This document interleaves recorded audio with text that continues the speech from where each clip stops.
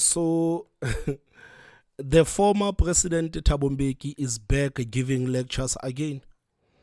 And I wonder which angle he's going to take this time around. Because a few years before the elections, former President Mbeki was brutal and honest about the ANC and what the organization has turned out to be. I think many of us still remember when the former president used to say the ANC is an organization that he can no longer recognize. The ANC is an organization that is being led by a criminal. The ANC is an organization that is failing to renew itself. The ANC is an organization that has been infiltrated by criminals who have no interest to serve the people of this country. And the former president doubled down and actually said that he is not going to campaign for the ANC because he could not find it within himself to go out and tell South Africans to vote for the ANC, knowing all of these things that he knows about the ANC. But a couple of weeks before the elections, we saw the former president turning 180 on everything that he said for years. And we saw the former president in Soweto giving people the Ramaphosa pamphlets telling South Africans to vote for the ANC, the same ANC that he was warning people about. So I think when it comes to credibility, it really did a lot of damage to the former president. Yeah, we still love him, we still respect him as the former statesman, but I think his credibility took a knock because of how critical he was of the ANC. And it only turned out for him to turn around and to tell South Africans to vote for the same ANC. I remember when I was in Qwaqwa, I went to Qwaqwa in December and I saw the former president and Cyril Ramaphosa. They did a rally, if I'm not mistaken, there in Qwaqwa, and the former president was saying the same things. So I think when it comes to credibility, the former president has really suffered a lot because he was very critical of the ANC. And for him to be so critical of the ANC to a point where he told South Africans that he's not going to campaign for this party, and for him to turn around and tell South Africans to vote for the same political party, it really damaged his credibility. So I'm just interested to see what kind of angle that the former president is going to take this time around.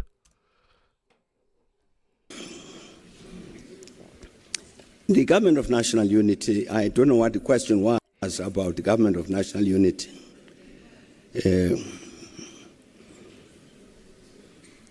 But I mean, the ANC leadership engaged all of this, but shared the view that since we've got 40% of the votes, of the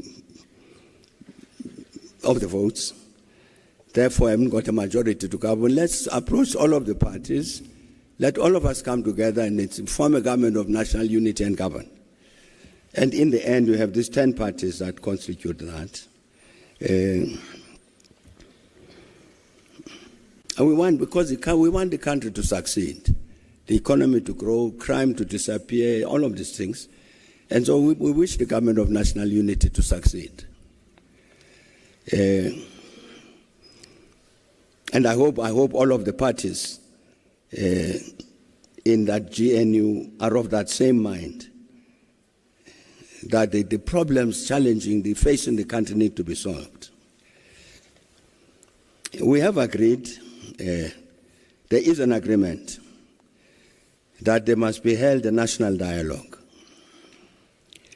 It's the first time that our country would be having a national dialogue. Because by national dialogue, we mean a dialogue involving everybody. And speaking of the national dialogue, do you think that there's an appetite for a national dialogue in the country?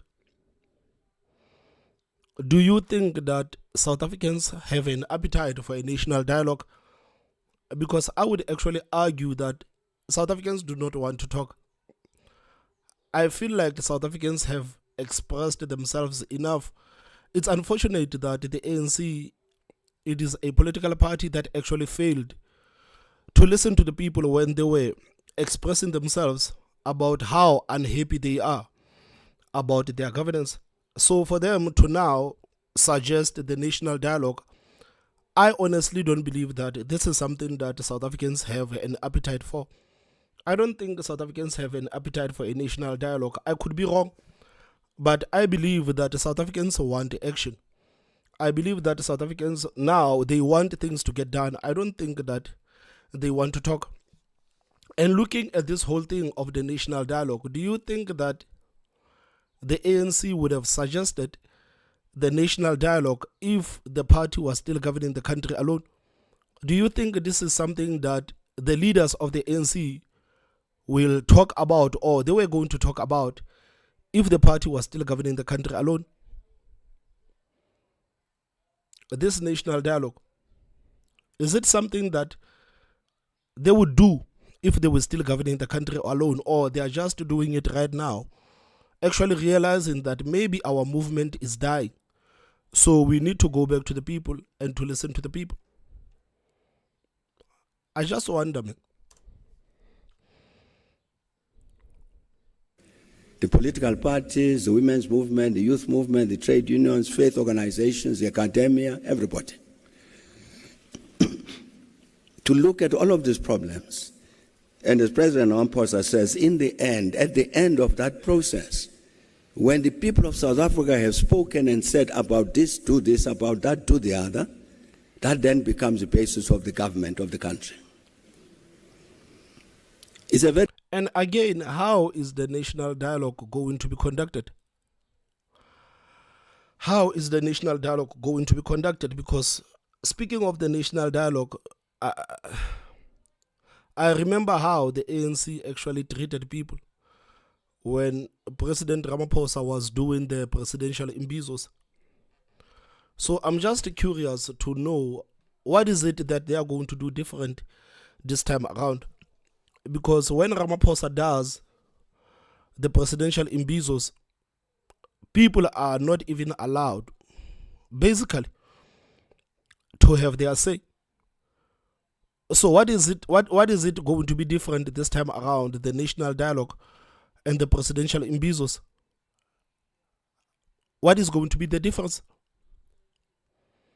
What is going to be the difference?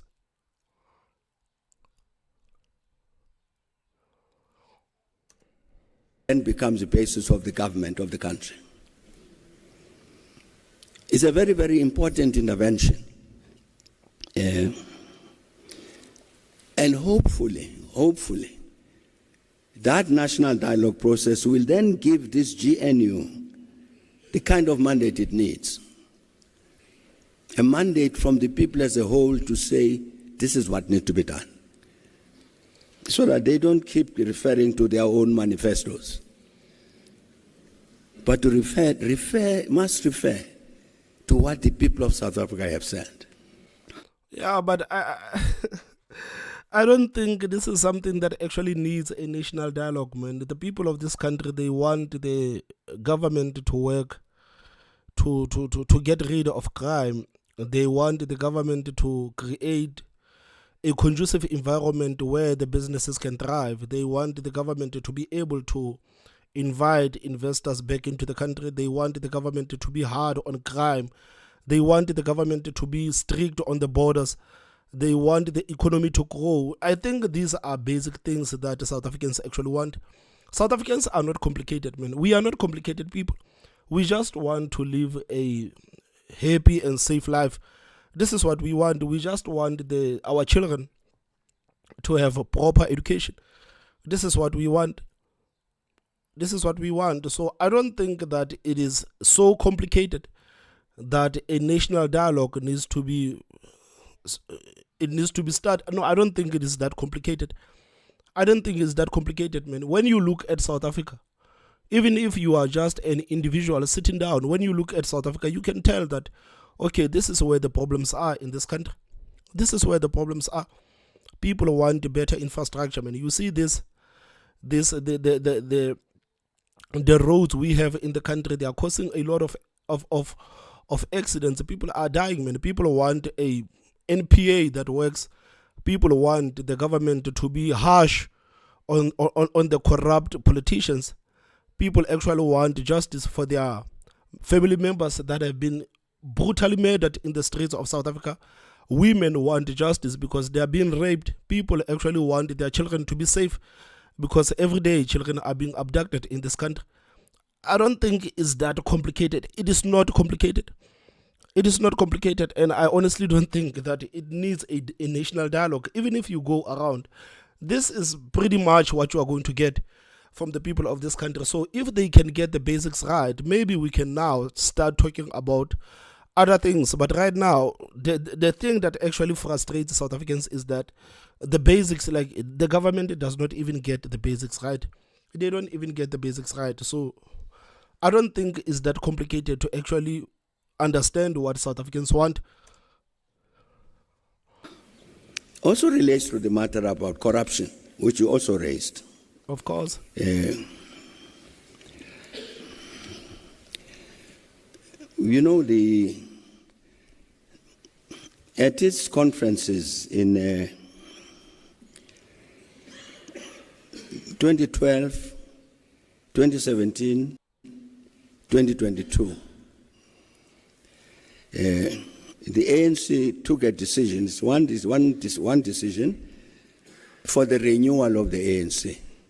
Yeah. 3 successive conferences: renewal, renewal, renewal.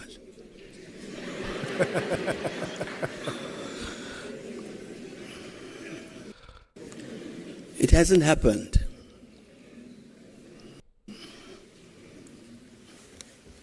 You will see that in all of these conferences of the ANC I'm talking about, the ANC does a critical assessment of itself. It's in the ANC documents. You will find them on the internet. And in all of these conferences, the ANC keeps saying the quality of our membership is declining. As a result of which, you've got many people who are members of the ANC who are not ANC. Yeah, man, like I feel like the president is going back to the things that he used to say before he actually came around and tell South Africans to vote for the same ANC. So is the former president sure that this is the route that he wants to take? Is he sure that this is the route that he wants to take? Because 2026, he will be out telling South Africans to vote for the ANC, forgetting that these kind of videos are there forever. They are on the internet. They are here forever, baby. They are here forever. So if he starts to be critical again about the ANC, when he comes out to tell the people to vote for the ANC, the same ANC that he was critical about, it is going to hit on his credibility again. So I'm not saying the former president must not be honest about what he sees about the African National Congress. He can be honest, but the thing is that when he comes out to tell the people to vote for the same party, his credibility is going to take a knock. So that's why I'm saying that, is he sure that this is the route that he wants to take? Because these are some of the things that he used to say on the same stage, same background, same suit, same tie. He used to say the same things, and he came to tell us to vote for the same ANC. So is he sure that this is the route that he wants to take? Because he has to be conscious about his credibility. He has to be conscious about his credibility. He has to be. He has. Don't support his value system, his objectives, his anything.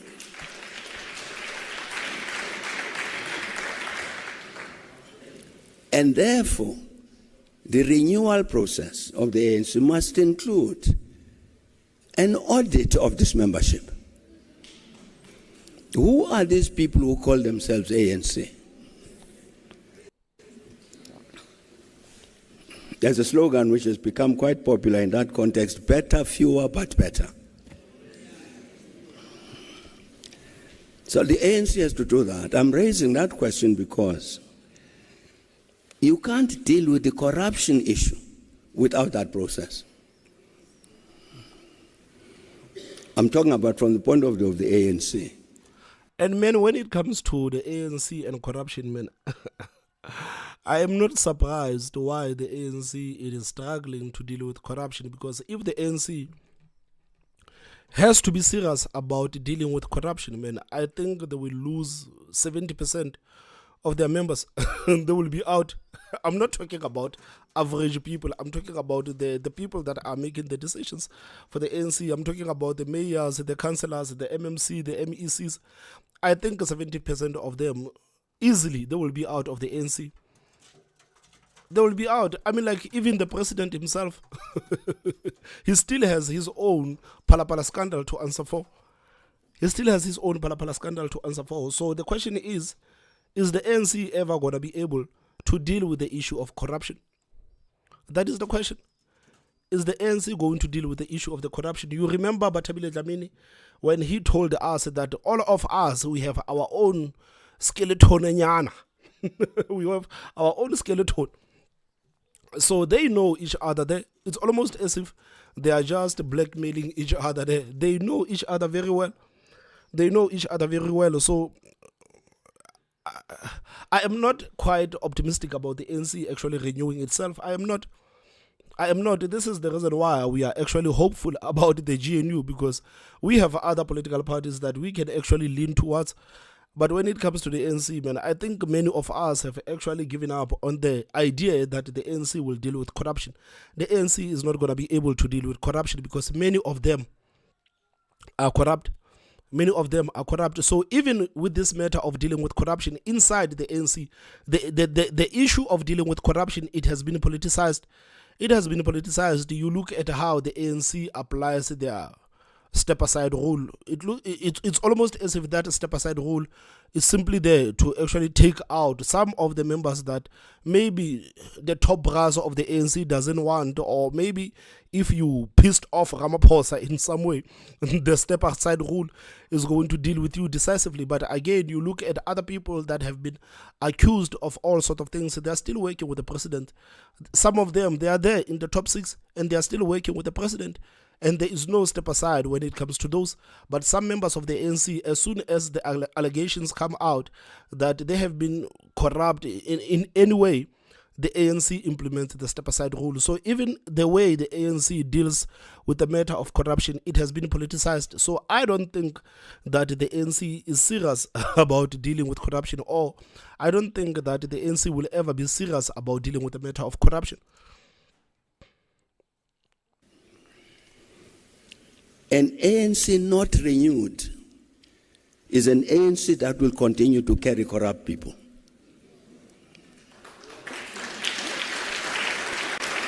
So the renewal process becomes a critically important part of the process of ensuring that we deal with this issue of corruption.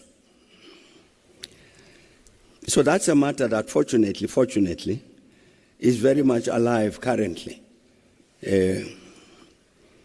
And indeed, the National Executive Committee of the ANC actually took a decision 2 weeks back that it would actually sit for 2 days continuously to discuss this issue.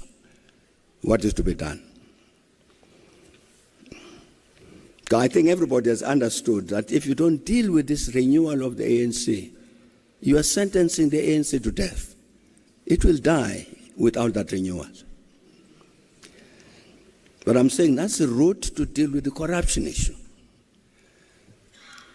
It's not just a law matter. Arrest whoever is corrupt. Sure, let's arrest whoever is corrupt. But we need this political intervention in order to make sure that, I think the question that was raised, the people who ought not to be wearing ANC T-shirts must not be allowed to wear ANC T-shirts.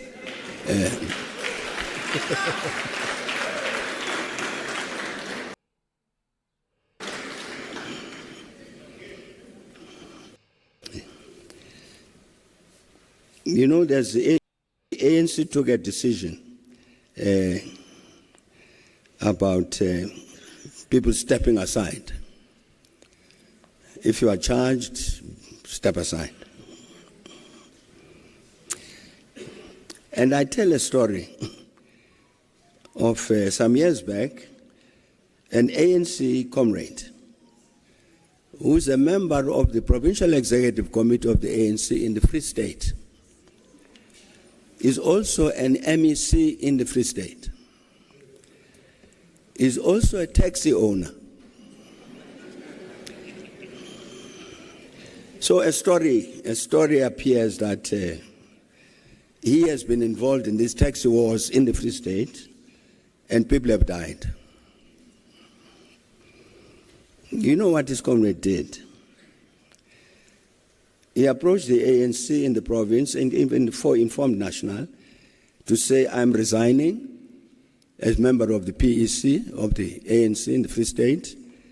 I'm resigning as MEC. I have not killed anybody. I will defend the matter in court. Which he did and was found not guilty. The gender-based violence matter.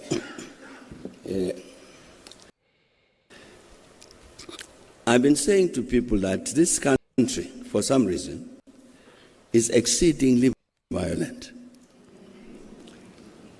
Exceedingly violent. The levels of violence in this country against a person are too high.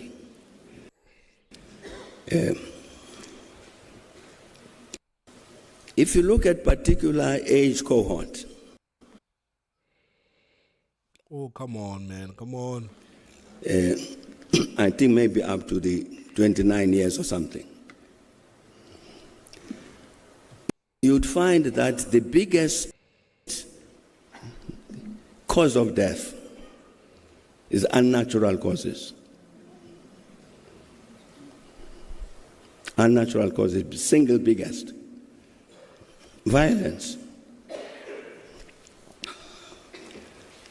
And so if you take a particular age cohort like that, you would find the number of young men who get killed is intolerably high. Mm-hmm. Within that group, you then find women being killed intolerably high.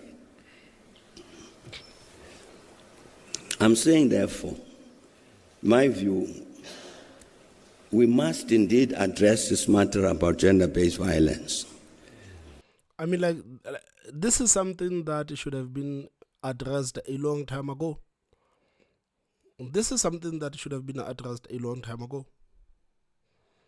And these are kind of topics that the government is going to be faced with when they do the national dialogue. Because right now, really, like, let's be honest, there is no excuse why they haven't dealt with this matter of the gender-based violence. You look at how women and children are treated in this country. You look at how the number of women, just like the former president says, just look at the numbers of the women that are raped, the number of women that are killed. The same thing with children in this country. And it's not going down. It keeps getting worse. It keeps getting worse. Every year it gets worse. So these are kind of issues that the ANC should have dealt with these issues a long time ago. They should have dealt with these issues a long time ago. And quite frankly, there is no excuse why they haven't dealt with these issues. There is no excuse, really. No excuse. There's no excuse. That's why I said that I personally believe that before they actually embark on this national dialogue of theirs, they just need to make sure that the basics are all right. They just need to make sure that they can get hold of the basics, because the country is just so messed up to a point where even the basics are not all right in this country. It is so messed up. What is going to be their excuse for not dealing with the matter of the gender-based violence? Because every year you will see the Women's League from different political parties saying that, yeah, this time around we must make sure that we deal with this matter of the gender-based violence. But truth of the matter is that no one has actually confronted the ANC about this matter of the gender-based violence and saying, guys, you are not protecting anyone. The young men are being killed in the streets. They are being slaughtered in the streets. You look at how women are, like, you just sit down and if you have women in your home, just listen to them when they speak. They are even terrified to go to the shops. They are even terrified to go to town because they don't know what's going to happen to them in the streets. This is how bad things are. You get on social media and you see how women are slaughtered all over the place in this country. They are slaughtered. Some of them, they are dumped into the rubbish bins. Some of them, they are dumped into shallow graves. couple of weeks ago, even here where I stay, there was a woman that was found inside a shallow grave. This is what women are going through in this country. And to be honest, there is no excuse why this issue has not been dealt with. There is no excuse. What can you say? If you are a member of the government, what can you actually say to women that are asking you, why haven't you dealt with this issue? What are you going to say? What are you going to say? You look at the police stations, man, especially when it comes to the issue of rape. How many police stations in this country actually have the test kits? How many of the police stations in this country have the police officers that can actually deal with these cases? How many of them? They don't. They don't. Even men in this country are raped. But men in this country, they cannot even go to the police station to say that we are being raped because they know that the police is shallow. They are going to laugh at them and things like that. We don't even have the police officers that are qualified to deal with the women that have been traumatized by such things as rape. We don't have the police officers that are qualified to sit down and have conversations with the people that have been abused. We don't. We just have the police officers, the average police officers. This is what we have. So there are a lot of things that these people need to fix before they go out to start having conversations with the people. That's why I'm saying, me personally, I don't think that the South Africans have an appetite to sit down and have conversations. I feel like at this point, the South Africans actually want a government that is going to work. They want things to work. This is what the people want. But I could be wrong. Maybe some people actually want the national dialogue. But we must also address the matter of violence to create the social context within which we can more effectively address the question of gender-based violence.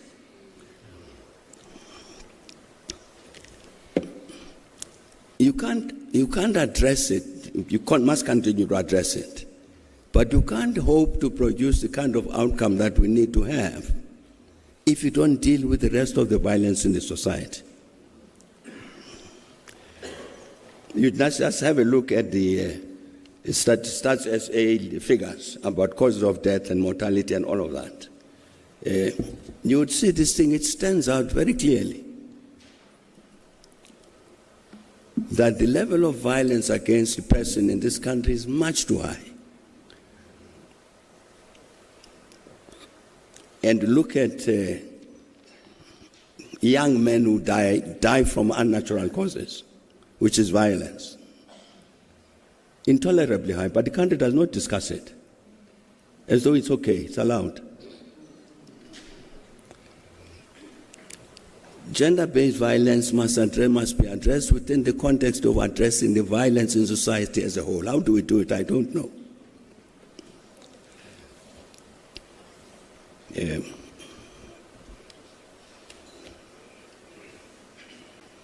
What is it? What do we say? The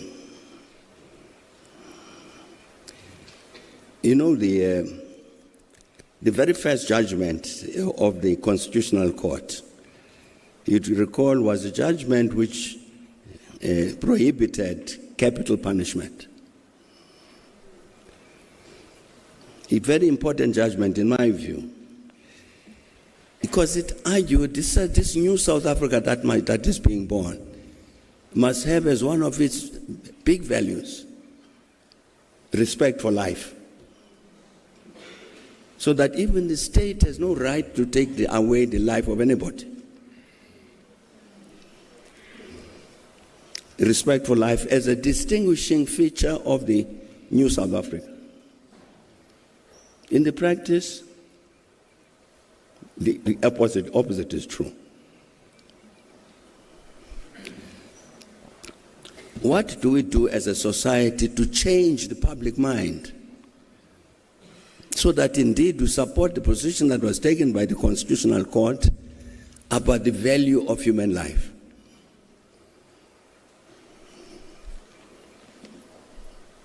I don't know. Maybe our postdoctoral students would know the answer to this question.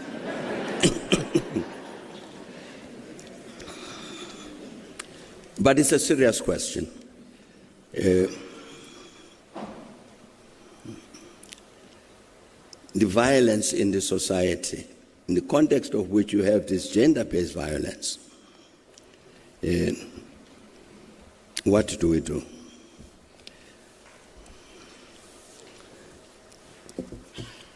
And if you look at even just a week, last week or something, the police were giving the crime statistics for whatever quarter. And they talk about murder, causes of murder. And the first one is quarrels. The cause of murder. Now, number one is quarrels. People quarreled and killed one another. What kind of society is that? It's an angry society. But are we discussing that as South Africans to say, how do we stop this? I don't think this is something that can be stopped by having conversations, man. I don't think this is something that can be stopped by actually having conversations. I think if the law starts to be tough on people that are actually committing these crimes, you will eventually see the crime going down. This is why right now some people are saying that maybe we need to start having conversation about the death penalty. As much as we know that it may be a bad idea right now because the state is going to persecute people who are poor, who are poor are going to be killed, while those ones who actually have the resources are going to get away. But we actually need to find a way to actually deal with the criminals. These people that are committing the criminals, and the state needs to be harsh. They need to be harsh because what's happening in the townships, man, it doesn't make sense. Someone can kill a person in broad daylight, and in 2 years, the same person is walking around in the streets for free. He's free, walking around in the street. So it clearly shows that even the justice system is not tough on people that are committing these crimes. But I feel like it needs to start there. If the justice system can start being rough on these people, and jail means jail, instead of the holiday that the prisons are. This is one of the issues that Peter Groenewald is fighting so hard to actually turn the jails into jails, because right now the jails are nothing but vacations and holidays. So people commit crimes and they go to jail to live a good life. It's an insult to the families that are burying their loved ones every week. It's an insult. It's an insult. So this is not something that can actually be stopped by having conversations. The government needs to be tough dealing with these people. They need to be tough. There is no way around. There is no way around. So I don't know, guys, man. Do you feel like the former president is just going to say the same things that he used to say before the elections when he's doing these lectures? Because I know this is not the first and it's not the last. He's still gonna deliver more. He's still gonna deliver more. I don't know, man. Please tell me what you think, guys, on the comment section. You are completely allowed to disagree with me. Please tell me what you think on the comment section. Don't forget to hit that like button, and the most important part, subscribe. My name is Thomas Mabal, so I will see you next time. Bye-bye.